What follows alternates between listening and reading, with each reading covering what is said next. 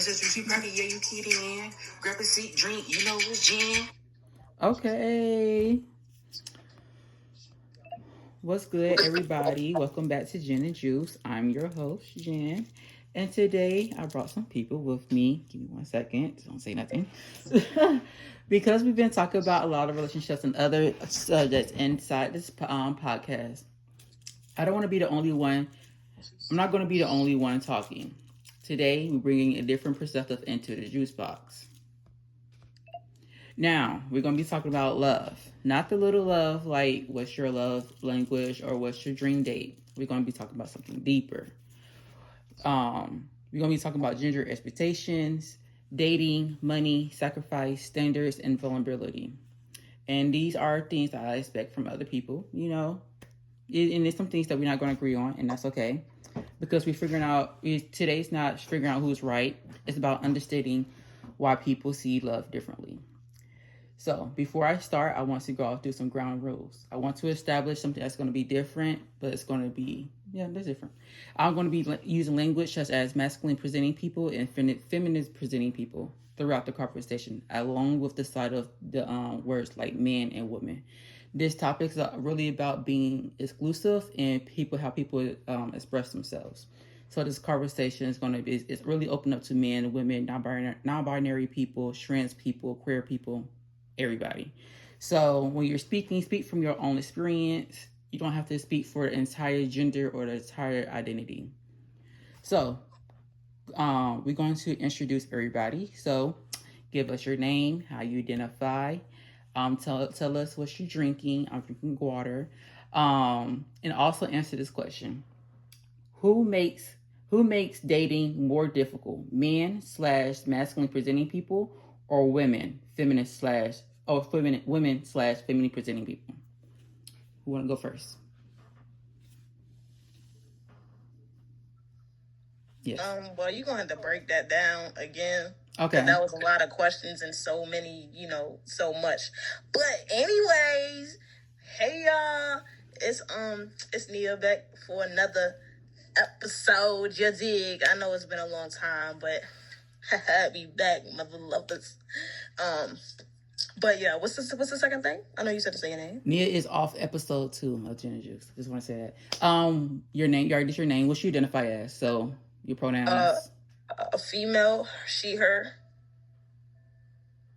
Okay. And what's your answer to who makes dating more difficult? Men or masculine presenting people, or women feminine presenting people? All of them. Everybody. It's the whole thing. That's a really broad question, because in certain things, it typically, would be men, because they so stubborn and so like they have their own, like it's just a lot. But I wouldn't even just say that, because women also have, bring problems to, a relationship or a situation or anything. So I say both. Yeah. Okay. And what I'm sipping on, I remember that because I got it in my hand. I'm sipping on some Jack Danny. I'm sipping on the Jackie Daniels, and it's Tennessee Blackberry.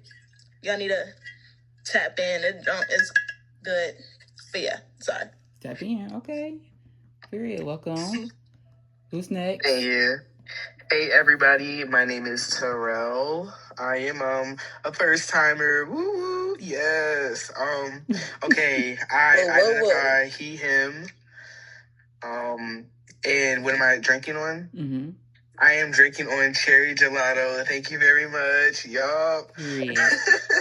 And what is your answer to this question? Who makes dating more difficult? Men / masculine presenting people, or women / feminine presenting people? I think it's really a joint collective. I think it just depends on the situation and, really like where it falls.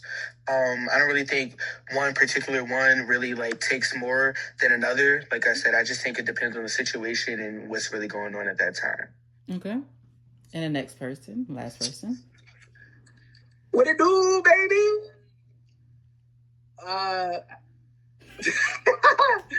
I'm a first timer. My name is Travis. He, him.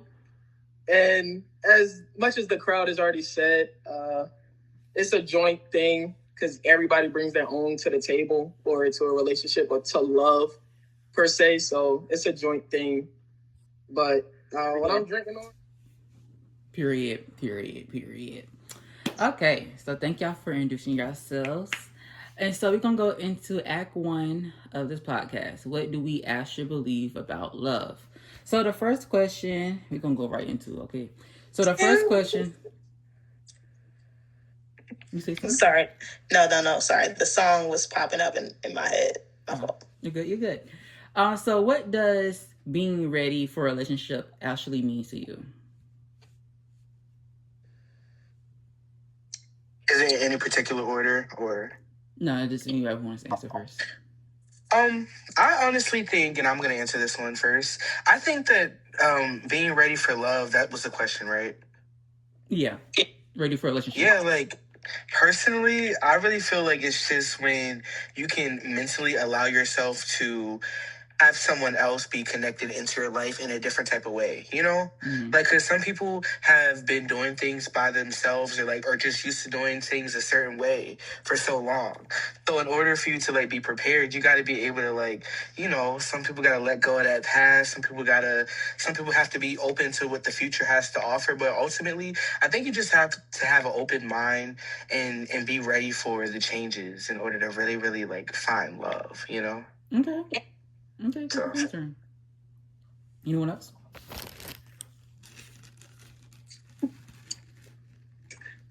I think you just have to be in that great mindset to allow another person in your life and have the ability to multitask or to exert your attention to both parties, to yourself and to the significant other. So just being able to have that other person in your life and understanding that they're to help you and to be your peace is what gets you ready.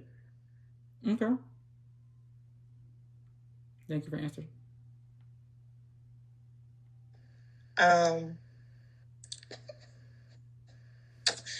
Okay. I need to hear the question one more time so I can. Hey, I don't even make that face. Sorry, y'all. Anyways. The question is, what does being ready for a relationship actually means to you? Okay. So, I feel like, to me, it means being ready and, being prepared to take on, let's say, I wouldn't say another you, but just to take on somebody else's, like,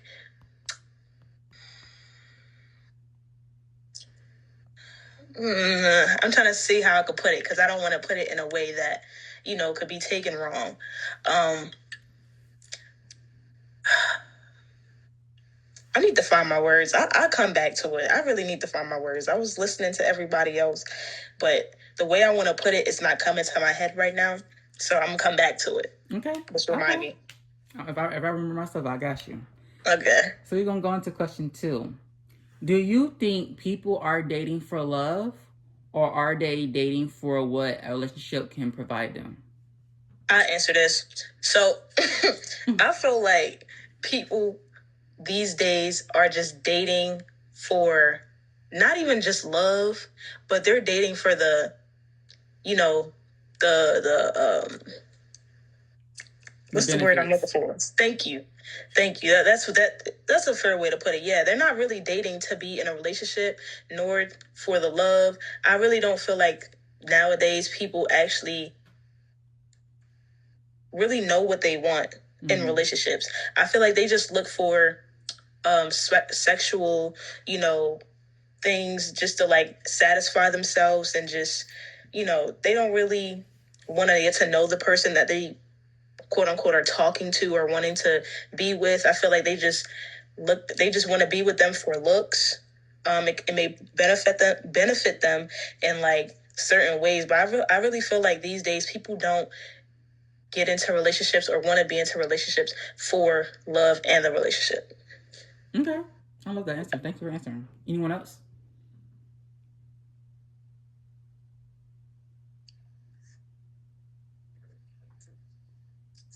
Okay, yeah. So I think that in this day and age, I think that this question really kind of comes with age.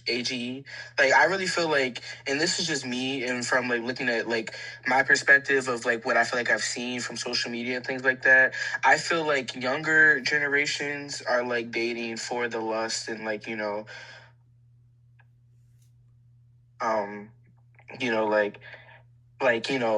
just different types of but I feel like as people get older it starts to change a little bit, and it gets to be to a point where like I'm trying to get more into settling down and things like that. But also, I mean, it's different too, because younger people, so I feel like it really just depends on like people, but I also feel like it depends on how people like grow up too. So like there's a lot of different things that go into it. Okay. I hope I answered that. Like you did. I like it. Okay. Thank you. Anyone else? Like Terrell was saying, I think it's all about age and what you want. The older you get, the more you know, like, all right, I ain't got time for the games, time to settle down, time to do things. And like this day and age, social media is playing a big aspect on what people want in a relationship, because everybody wants to mirror or mimic how other celebrities or other people are in relationships and things like that. And then like this young love is getting crazy because all these young people that's being killed and all because of young love is kind of different now, which is bad, honestly. Okay. Nia. Just to popcorn in with the age thing, I honestly feel like age can definitely play a part into it, but I really feel like nowadays, the now adults, are the kids that was pretty much stuck in the COVID era, and like it's just like we really spent mad time with ourselves and we wasn't really sociable and stuff like that, right? So I feel like once we got back into it, we came out really like thinking that we still young and we didn't lose all that time we lost. So I feel like, with the age part coming into play, I feel like, people are grown, but they're still childish. Mm-hmm. So that also comes into the whole relationship thing where they don't think about being in a relationship or the love part of a relationship. They just think about the physical and what they can get, the pleasure part. And it's just like when it comes with age, like age ain't nothing but a number. It's really all your mentality, your maturity, and like your knowledge of everything, and really what you want, what you like. Have you dug deep in within yourself and know what you want first before you even reach out to looking for somebody else, So I'm going too far in it, but yeah, I just feel like age ain't nothing but a number. So, but that's their own opinion. I'm not knocking it. I'm just saying, like, yeah. Okay, thank you. I like that. Thank you. Okay, so question 3: should your partner be your best friend, or is expecting your partners to be your best friend setting up relationships for failure? There has to be boundaries when you use best friend. Because, like, I consider my homeboy, like, I have homeboys as my best friend, but that's a whole different type of relationship and a whole type of different vibe than if I have a significant other that's my best friend. Because then you might joke and play with your significant other like how you would play with your homeboys, but that's a whole two different things. So it just has to be boundaries on the whole best friend thing. But your best friend can turn into your lover, though. It can, but I ain't gonna like. That's a good piggyback, but because look at it, you have a friend and y'all been friends for mad long, and she knows you like the back of her hand. You know her like the back of your hand. Y'all been so tight, so cozy, so boom, boom, boom, boom, boom. But y'all never ever thought like, we never would see each other. We never going like see right. Boom. So all of a sudden, now that you've grown, y'all matured, and y'all gotten to this point in life where y'all have both elevated, and y'all in a different mindset now, and just like, okay, I've never seen him like this, or I've never seen her like this, and before you know it, y'all in a relationship, or something like that happens. Like, you never know. Your best friend can definitely turn into your lover. So on my side, I feel like it ain't nothing wrong with your lover or partner or anybody being your best friend. Honestly, I feel like that's like a wonderful way to even get into a relationship. Like, you before you get into a relationship, you have to be to a certain place in that, friendship or relationship or whatever. Like, you have to get to know each other. And, to be with somebody that really knows you and that you like been through thick and thin with, ups and downs, and then now you guys have come together to be one, it's a beautiful thing. So I don't know if that was like an answer to the question or any, like, but that's my partake. I'll probably come back in later on it because I just piggybacked on Travis's. Okay, thank you for answering. Yeah. No, yeah. I was gonna say I feel like both of your answers is like, I'm not gonna, add too much, but like I'm not gonna lie. I do agree that, at some point your spouse should be like your best friend. But I also know that like in some relationships and things like that, sometimes people need the spouse, but they also need someone else to like, confide in. And even though your spouse should be the person, you should feel like you should be able to talk to your spouse about anything. Sometimes you do need like that other, aspect to kind of get into what you really, get into. So I feel like it's like a yes or no for me. Because, some people like have multiple best friends, like, so, but no, I definitely do feel like you and your spouse should be locked in for sure. So if that's what that means, being tied into that, then yeah. Okay. Thank you for answering. Period. 2 more questions in this act. Question 4. When does having standards become having unrealistic expectations? One more time. When does having standards becomes having unrealistic expectations? Define that, or give an example. Something you expect from a partner that may sound reasonable individually, but when you put all your expectations together, you're basically asking one person to be perfect. Can you have too many standards? I want to say you can have too many standards. Well, yeah, because I ain't gonna lie, I'll be watching these Steve Harvey videos and the way he be explaining things. And it really be eye-opening because it's like a lady can have their standards so high, like then you can find one that meets all your standards, but really is that, like, what are you trying to build, a robot, or are you trying to build like a perfect man? Like, people may think they're perfect. Like, I'm a religion person and there's only one perfect person. So I'm not getting into that, but that's like my thought process. So it's like, you can have as many standards as you want, but if they don't all check out, or if you're trying to get somebody or find somebody that checks all them boxes, that's going to be hard to do. You're just trying to build you a robot or your perfect ideal man. Word. And nobody is perfect. And he hit right on the spot for real, no shade. Like, it's really how you think about it. But I was gonna say at first, before he even answered, that like, you can't have too many standards, because I mean, what you want is what you want, and what you like expect it to be is what you can expect it to be. But at the same time, what you're expecting it to be is you're trying to have somebody be the perfect man or woman, and there is no perfect man or woman. Mm-hmm. So you're gonna have your person is gonna have things you don't like, things you like, things you can't stand, things you can stand. Mm-hmm. So it's just like, your standards have to be it has to be reasonable. It has to be realistic.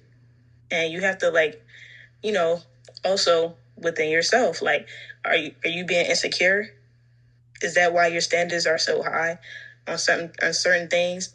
And you got to let go of the past. If it's something that happened to you in the past and now you're holding it up to this other person, that's probably showing you that they probably is like on that standard that you have or everything, but you just blindsided to it. So it's just like it's a play fact. But either way, I don't feel like it could be. I feel like it can be, a certain level of standards. It's like you building a robot, like Travis said. Okay.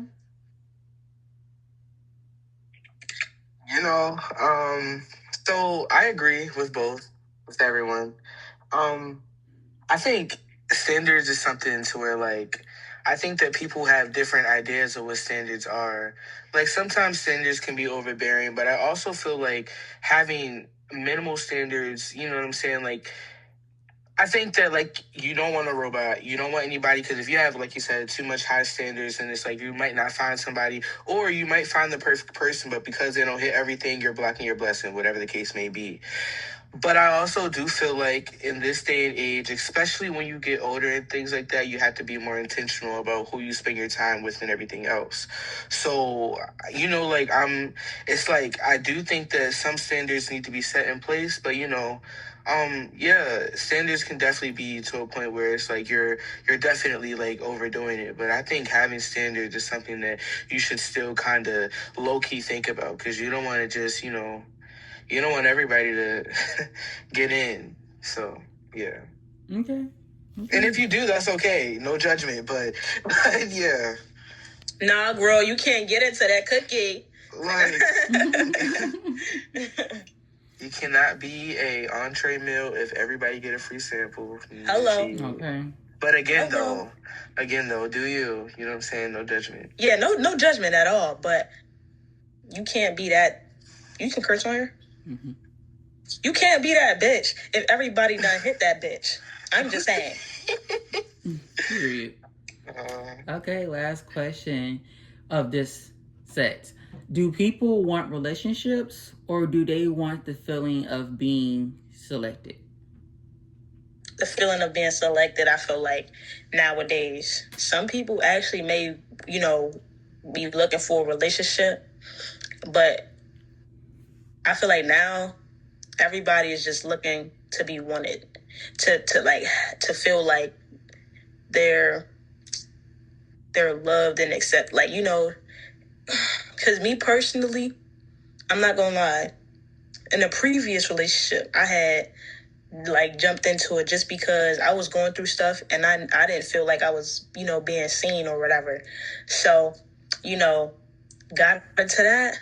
It wasn't even all that. Like, oh girl, you only knew the half, y'all. But either way, it's just like I wasn't really looking for a relationship. It wasn't just like I was just looking to fill the void that was, that was missing. Mm-hmm. And yeah, so yeah, that was mad long ago. But anyways, Okay, thank you for sharing. Anyone else? Yeah, I can skip some questions if y'all want to. Y'all can pass it. Can I get the question again one more time? Because I feel like, Nia, you answered that well. Like, The question is, do people want relationships, or do they want the feeling of being selected? I really think that is a really, really good question. And I think all of the questions were good. I probably feel like I said that every time I answered the question. But no, I think it's a mix of both. I really do. I think it's a mix of wanting to be loved and chosen, but also just wanting that relationship. And I feel like everything is a trend. I'm sorry. I know that love is something that comes around, and it's always there. But love is just so idolized in the thought of lust and that's like, I think that's really what it has a lot to do with it. And also, I feel like sometimes people really gotta see in between the lines. Is this love, or is this you just being chosen for what they want? That lust part. You know what I'm saying? So regardless, I think it just depends on the mood, the time, the hour. Okay. Yeah. Okay, thank you for sure. But again, that's not really how I'm thinking about it exactly, because I wouldn't say that's for me, but I would just say in general. Okay. Sure, you want to answer fast? I think people are in it some people want a relationship, and some people just want to feel like what you said, the latter portion. But it's just all what the people will communicate. So hopefully when people want a relationship, they really want it just to be in a relationship. Okay. Thank you for sharing. Thank you all for sharing. So we talked about, what everyone think love is. So next part, we're going to get into some things that might be a little more interesting. So let's get into it. This is question 6. Who is expected to sacrifice more when a relationship gets serious? Men or / masculine presenting people, or women / feminist presenting people? Both, but mainly the man or the masculine person, only because of the stereotype. But to be honest, I feel like it's a both party thing, because you can't just leave everything up to the man, or the masculine presenting person. The masculine is supposed to take care of, take care of the home, take care of you, and do this and do that, and make the first move and first this. But that was back then when our grandmothers and stuff was our age and stuff like that. I feel like now that we're in a new time, in a new era, in a new season, I feel like it should be taken upon both, because it takes both. It takes two to tango, and it takes two to be in a relationship. It takes two to argue. It takes two to do everything. So I feel like, that should be on both parties. Okay. Yeah, I agree. I think that gender norms and things like that in this day and age is definitely starting to change, and it looks different. With that, I do think that both need to be, I think that there are certain cases where it's it's just this thing that men do, taking out the trash and things like that. But I wouldn't even subject women to just cooking and stuff like that, because that's not really even always the case anymore now either. So, but when it comes to bills and things like that, I do believe that it should be both.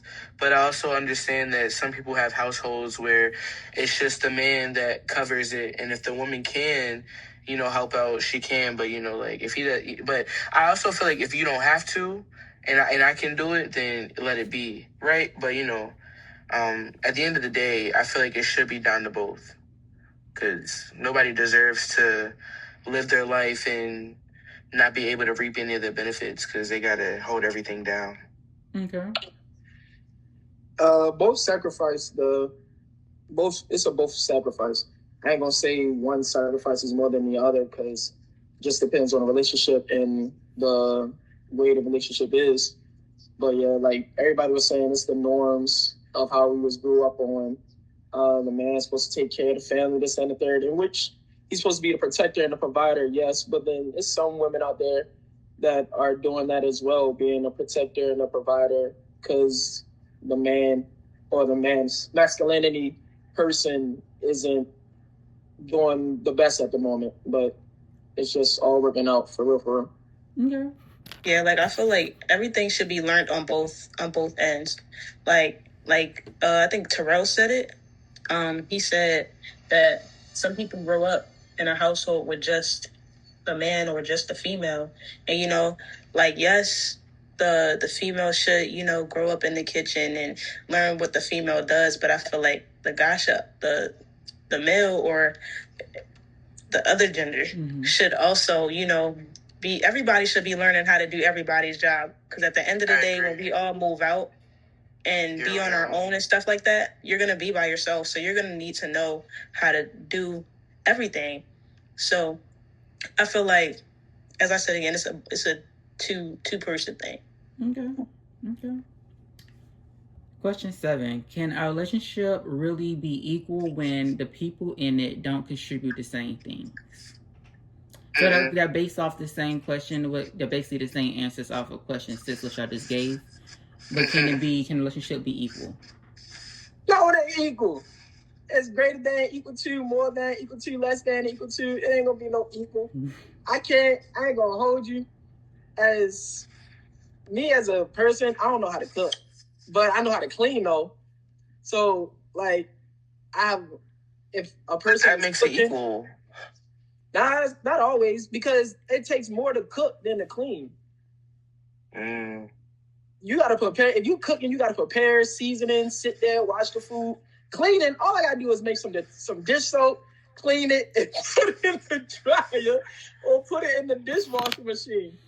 So I think it's just it has its moments where it's one person is doing more than the other, but it's just how the like I keep saying, it's just how the relationship is, or how the two people make the relationship. If you settle that or establish that in the beginning, hey, this is this, that, and the third, you might have more or carry more weight, but I will back it up in the latter end, then you're good. But sometimes I do feel as though one is more than the other. It ain't gonna be equal. Okay. Yeah, I feel like Travis summed it up. Okay. Y'all agree with that question? Okay. Question 8. Should the person who earns more money have more say in the major household decisions? Hell no. Yeah. No, yeah, that's where you get. No. Yep. No. That's where it becomes an issue, though. But that's a good question, because that's where a lot of these households gets messed up at. Yeah. Especially when the gender norm is not the conventional one, where the woman is making more than the male. Like, you know? And then I feel like, I'm not gonna lie, in households where it's like a man and a woman, I feel like the man honestly be holding it over the woman's head. And when men be going for, nothing, going, I'm not trying to judge nobody if you are stay-at-home mom or anything, but I feel like they be like trying to comfort them and, say like, oh yeah, all you're doing is, you're just supposed to do this. I'm the one that does this. And I feel like when they separate and stuff like that, that's how the man be holding the stuff over the woman's head. And they be like, oh yeah, you never made or earned anything in this house and da. But hell no. That's my answer. No. Because they hold that junk over your heads and yeah. Okay. Y'all all know. Okay. Question 9. If your partner is struggling financially, how long should you expect to carry them? That's a good question. However long they need. It ain't what kind of partner is it? It's just your partner, Are we married or are we in a relationship? It's up to you. Different answers. See, that's a layered question for me. I feel like if you my partner and we together because we actually love each other, and I got, I'm not gonna be with you if I don't really plan on, honestly right now, I'm not gonna be with you if I don't plan on seriously being in a relationship with you for a while. If I don't see myself with you for a good time, I'm not gonna be with you, because I'm not just dating to date right now. Maybe when we was younger, okay, cool, I get it, but right now is not the date era. I'm dating the married, you feel me? Mm-hmm. So it's just if I'm dating you, I'm gonna make sure you're being taken care of. If anything, yeah, I'm gonna stand by your side. Mm-hmm. You know? I think because of the type of person I am, I'm gonna hold you down, but I'm not gonna lie. If it gives you're just kind of complacent and you good living off of me, that's not gonna work. But my partner is different. If we're married and you lose your job or something, I'm not putting the time on it, but I do expect you to take the time you need to get your mental together, depending on the situation and how it went down, et cetera, et cetera. But after, a certain time, you do got to start getting out there to rebuild what you got going on. So, I'll hold you down, and I'm not necessarily going to put, a time on it just yet. But, if it gets to a point where you're just, not doing anything, then, it's we got to figure that out. That's some valid points you just put out there. That's valid.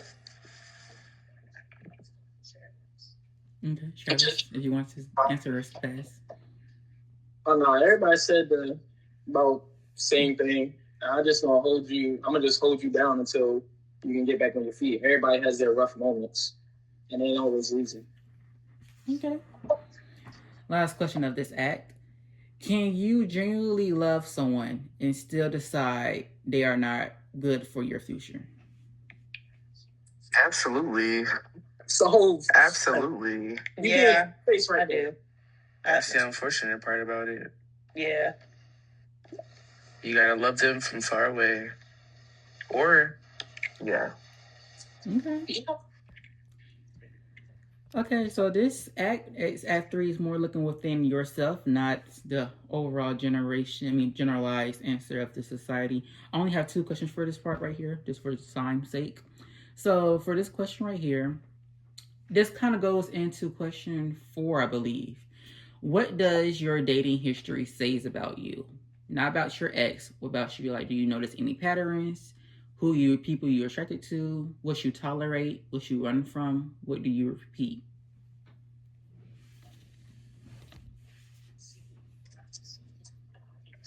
I'll just make this one quick for me. Yeah.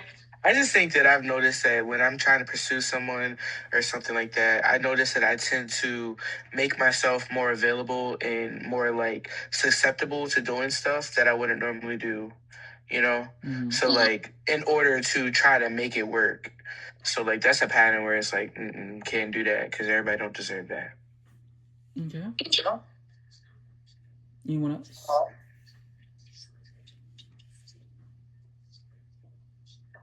Okay. So the last. Y'all are funny. Man, I don't know. I never really like. Me like them crazy ones. I mean I do. I'm not gonna lie. I do. I like the toxic. I like the toxicity. I like the whole thing. Like I always feel like I could definitely fix like I could. I don't know. It's just something. It's just something about it. I really don't know. I've never thought of anything like this. So, this is a really like. It's a question that need to really be thought upon. I can't just answer on the spot. Okay. That's okay. She live for the thrill. Okay, so the last question. Oh, Charles, you want to answer or no? I'll just say, me personally, I just go on people who just like me, honestly. So, a man has always told you trying to find someone who's like your mother. So, basically that. Okay. Okay. I'm not gonna take away your experience of how you feel like, how you think, but I personally don't think. I think listening to people of the feminist side, I think that kind of something they don't like. Finding a man trying to find their woman inside them. I don't know. I don't know about that conversation, but that's how you feel. That's okay. No, I understand. You good. So the last question, are you actually looking for love, or are you looking for someone to prove that you're lovable? I'm looking for what YkitsJenn say. No. Say no. Bye.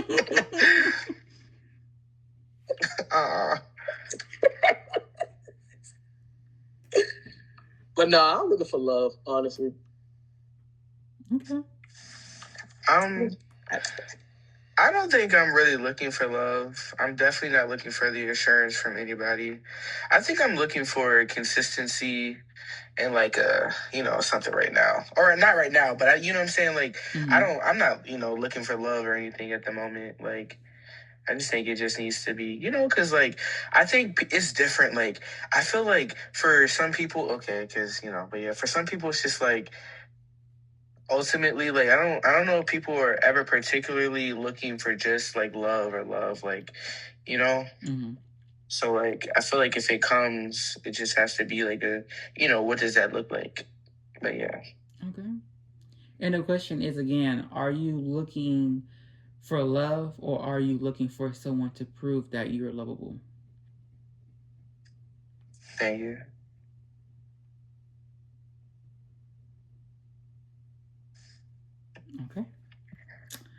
Okay, so we're going to end this right here, but I do want to go back to the original question and see if your answers have changed.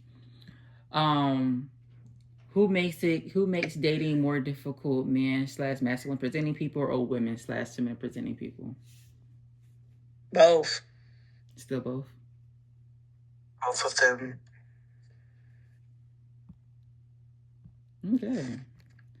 Okay. Well, thank y'all for everybody who, because these people are in the love box, juice box. So, but I would have all these people, these lovely people, stuff in the description. You know what I'm saying? Oh, I forgot to tell y'all when to drink and whatnot. You know, I was getting to the questions a lot, but you know, I'm gonna have everybody criteria in the description so y'all can follow their Instagrams or whatever they want to have and everything like that.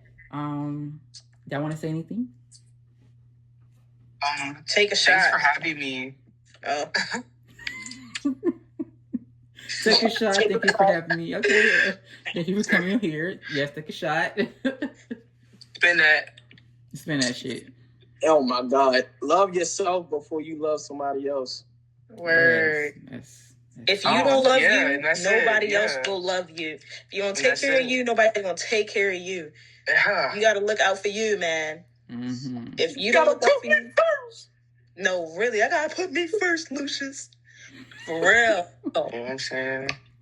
But just make sure you're good before you try to give it out. Mm-hmm. That's true. No, that's real though. That's real. And don't get peer pressured neither. Put your foot down, and if he or she or they or them or whomever got a problem with that, fuck up. I was gonna say it's okay because you never needed them in the first place. Clock it. If they wanted to do that, now take a shot. Take a shot. Thank you. Mm-hmm. Well, again, thank you to everyone who came onto the Juice Box and gave their perspectives, and thank you for listening. If you want to be on a podcast for another future episode, please let me know in the comments or DM me. Thank you for listening, or if you're on Spotify, thank you for watching. If you're on YouTube, catch you next week. Watching.